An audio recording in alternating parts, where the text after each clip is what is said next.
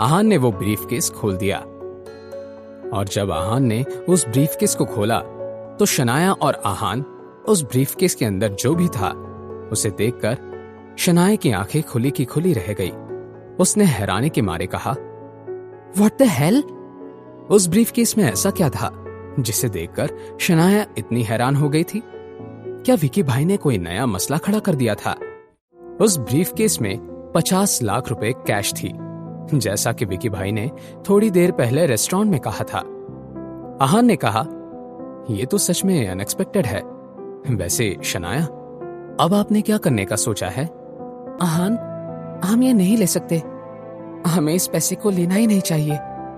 पता नहीं उस विकी भाई ने ये पैसा किसी की जान लेकर कमाया होगा। आहान ने जब शनाया की ये बात सुनी तो उसने चेहरे पर एक हल्की मुस्कान लाई। शनाया ने वो ब्रीफकेस को बंद करने का मन बना लिया। जैसे ही उसने ब्रीफकेस को बंद करने के लिए अपना हाथ लगाया, शनाया की नजर एक नोट पर पड़ी। शनाया ने आहान की तरफ एक नजर देखा और फिर उस नोट को उठाकर पढ़ने लगी। मिस शनाया, मैं जानता हूं आप ये पैसे लेने से मना कर देंगी, लेकिन ये पैसे शौर्य गिल ने आखिरी बार आपको किडनैप करने के लिए दिए थे। सच कहूं तो अपनी उस हरकत के लिए मैं शर्मिंदा हूं, इसलिए माफी के तौर पर ये आपको वापस भेज रहा हूं। उम्मीद है आप मुझे माफ कर देंगी। ये जानने के बाद कि शौर्य ने विकी भाई को पैसे दिए थे, शनाया ने आहान से कहा, मैंने बहुत सोचकर ये फैसला लिया है। अब तो हम ये पैसे रख ही लेते हैं, हमारा भी तो नुकसान हुआ है।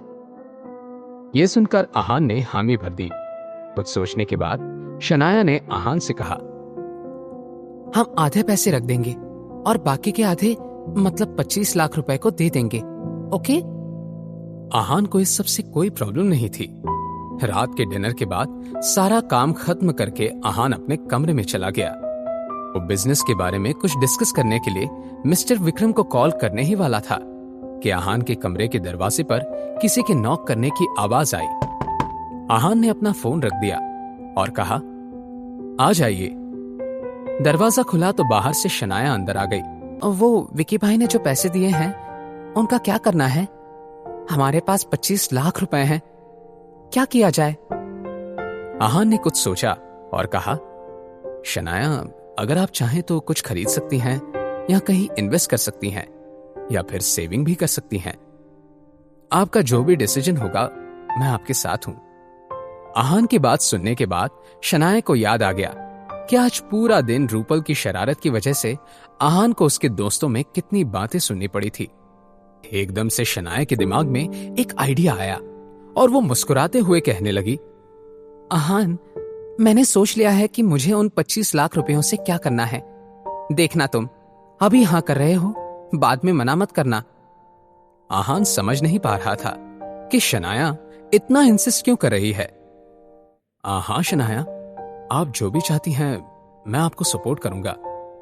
कंफर्मेशन मिलने के बाद शनाया ने अपना फैसला सुनाते हुए कहा, तो फिर हम इन पैसों से तुम्हारे लिए एक कमाल की कार खरीदेंगे। शनाया, इस सब की क्या जरूरत है? मैं कार का क्या करूंगा? आपको मेरे लिए इतना खर्चा करने की जरूरत नहीं है। अब क्या मेरा तुम पर इतना भी हक नहीं है? अब आहान क्या कह सकता था? उसने बहुत ही हेल्पलेस होकर कहा, ऐसी बात नहीं है। यह सुनते ही शनाया ने कहा, तो फिर तय रहा, कल सुबह जाकर हम कोई अच्छी सी कार खरीदते हैं। अगली सुबह शनाया एक से एक कमाल की कार देख रही थी, मगर उसे आहान के लिए एक भी सही नहीं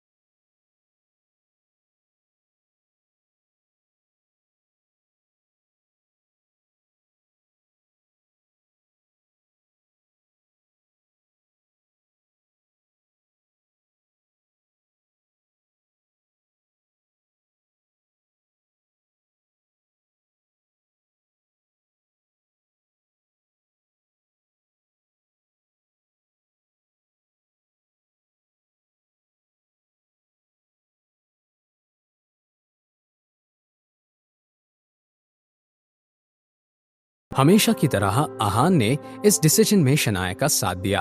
थोड़ी ही देर बाद आहान और शनाया अपनी नई कार में बैठे हुए थे। शनाया ने आहान से कुछ कहा, तो चलें? शनाया बहुत एक्साइटेड थी। आहान ने हामी भर दी और कार शुरू की। दोनों के लिए भी ये राइड बहुत ही यादगार होने वाली थी। शनाया के मोबाइल पर एक नोटिफिकेशन आया और मैसेज खुलने के बाद शनाया हंसने लगी। उसने आहान से कहा, मैंने कार का फोटो रूपल को सेंड किया था। वो कह रही थी, नए बेबी के लिए कॉन्ग्रेचुलेशंस। ये सुनकर आहान भी स्माइल करने लगा।